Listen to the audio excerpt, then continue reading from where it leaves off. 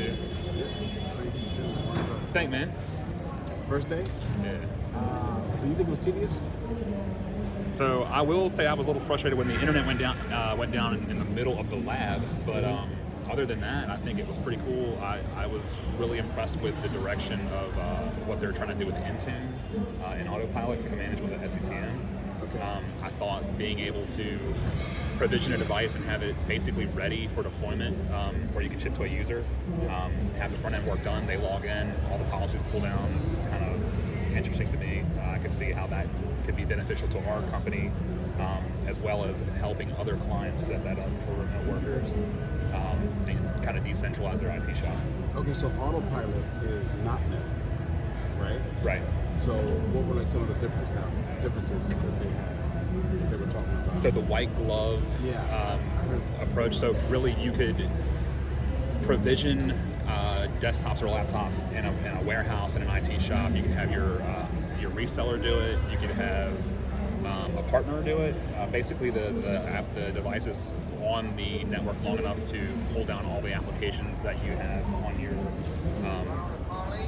I guess basic profile or setup, and then once the user receives the device, they log in, and that's when their actual user profile specific policies pull down, and that's when it's kind of tailored more towards the user, but the company's profile is basically provisioned ahead of time with that OEM image from the reseller. Yeah, so I thought that it was interesting that they had the white glove user-driven and also self-driven. Right. It's because I thought they would just have the self-driven one, but I think that's good for, let's say, 75% of the scenarios, but then there's the other 25% that you kind of leave out. Yeah. Unmanaged or unanswered.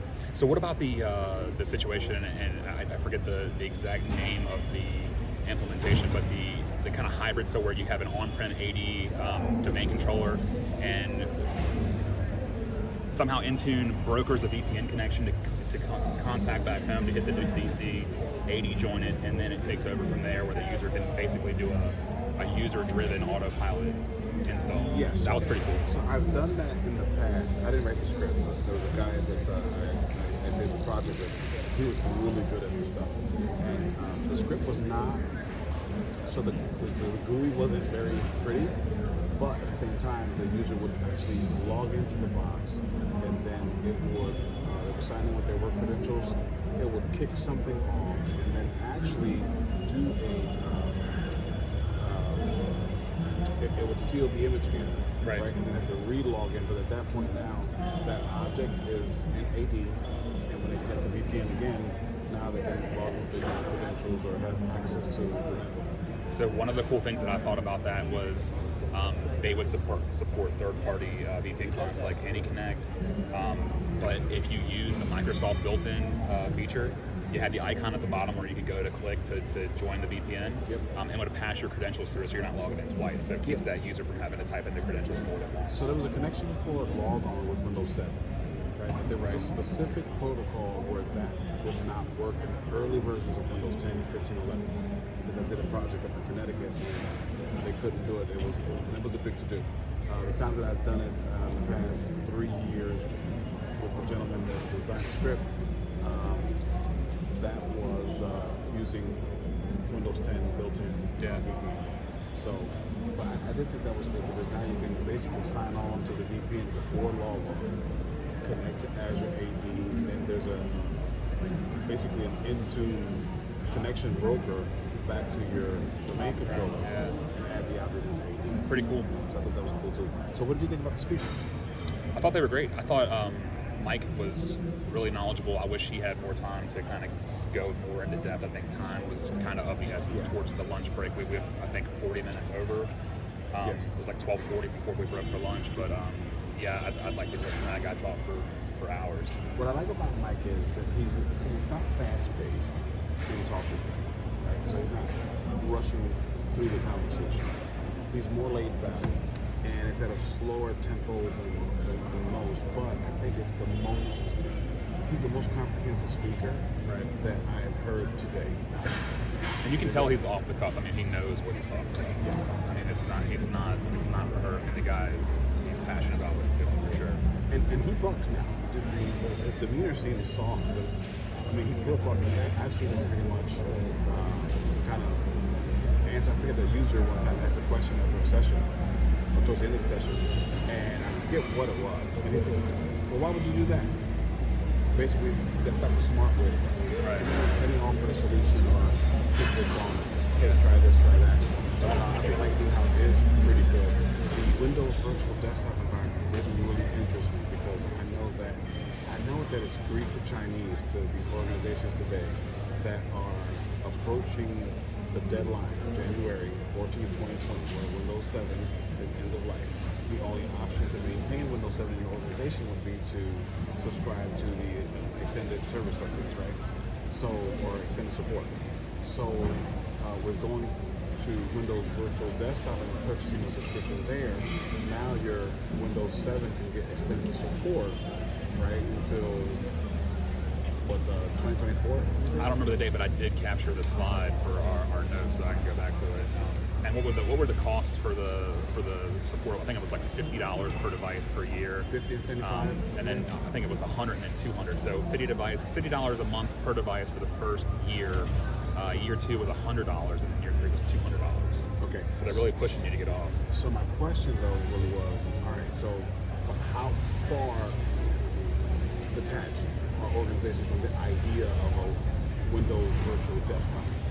Although it can benefit them greatly, right? They can reduce the cost of extended support because it's included for Right. Windows 7.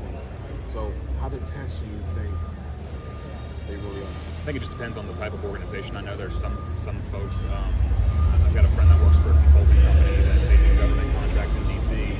They've basically gotten rid of all their office space, and everybody works from that type of environment now. So I think it just depends on the organization and what they're doing. But I think it's smart on Microsoft's part because they're getting you to lay the foundation, that groundwork to get the infrastructure and stuff in place.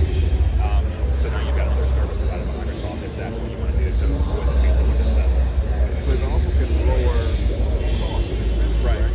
Because you don't have to purchase new PCs. Right. If you're remoting into a virtual environment, now you can keep the same machine that you've had for the past 4 or 5 years, not cycle them out until instead of year 3 through 5, you cycle them out year 6 through 8. Yeah. Right. So, or have some type of network conversion type BYOD plan where they bring home devices and just remote and into then the attach to the device. Yeah. But and you control the data better that way as well. You agree? and you're closer to your data. So, like for instance, if you've got your finance department running large queries against some kind of Access database, and you've got a physical device and the user's remote in California, they're trying to attach to a storage network over in Milwaukee or something. I mean, there's a lot of hops between those devices, so the latency can be cut down drastically by using the VM environment. But again, I think Microsoft is smart. If you're avoiding the cost of support for Windows 7, you're getting out of your comfort zone and you're going towards a VM environment that you may not have gone towards, anyway. And now they've got you. So, John Wilcox, what did you think about him this morning? I think it was very informative. I really wish, like I said, I wish we had more time. I wish there was 4 hours in the day to spend on that stuff because it really is interesting. So we recently did a Windows 10 webinar, right? And then we touched upon several topics. One of them being application rationalization that included also application compatibility. Yes. Right? We heard a couple things about that today. But John Wilcox basically said that one of the biggest challenges and hurdles happens to be cultural transformation. Right, which is kind of what we organizations. spoke about on our webinar. Absolutely. So I'm thinking that like he hit the nail right on the head. Not just that, but he also reinforced and confirmed what we were saying about the app compatibility, the app rationalization is such a crucial piece to any migration project that you really have to account for. And the key term I think was it's not a project, it's a process. That's where you need to shift it in your organization. That should be on somebody's t-shirt, there's not a stop or there's not a start and a stop. It's you're constantly always doing it. So, and I like the idea of, hey, while you're testing for your next version of Windows, right? So if you guys chose 1809, so test for 1809, but then have out of the test group of Insider computers, build. go ahead and download the next version, whether it's a preview version or not, and then test that one as well. So you'll be testing 1809 because that's what you're planning to migrate to, and also test 1903. You're ready for the that next way one. you can note the disparities there, especially when it comes to two things: applications and hardware.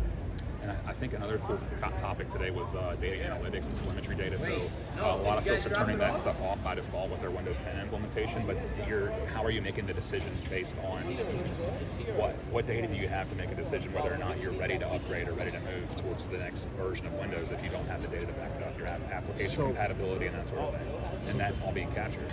So when you said that, it reminds me of when we were learning Power BI, right? So we were having this training. It says, so your reports are only as good as your data. Right. So if you're operating off of bad data, if you know that, don't even try to build out a report because you're going to present this report to whomever, right? And then the information, the report will be bad, right? And then it looks poorly on you because if you come in to do some sort of analytics or do some sort of requirements gathering and we report bad data, then it reflects poorly on us, right? But just moving forward, so this whole telemetry thing, which I'm gonna be honest, in the beginning I didn't understand a lot about telemetry, and a lot of people disable telemetry in their images either locally or with a group policy. Right. But I'm understanding now that it can give us the data that we need to kind of figure out what's in the environment from applications to usage and just a breadth of things, right? Yeah, and I think that's one of the things that I definitely made in my notes to start reading up on that and start to gather some more information, because to me it was something that we need to be pushing to our clients to make sure that they're leveraging that technology because it's going to help them make decisions. Yes. Okay, so Mike, listen, so this is only the pre-day. We got 5 more days of this. Are you ready? This is my first rodeo. It was kind of a lot, so swimming a little bit, but I took good notes, so I think I'll be able to go back and brush back up. Well, this is my second year, but I'm still no veteran, so it's still kind of fresh in my mind. Yeah. I'm just as excited, and I've noticed that they're building things out here in the expo, so we're still in the middle of things shifting and moving around, but it's going to be a big, huge party in this room all week long. So It's going to be fun.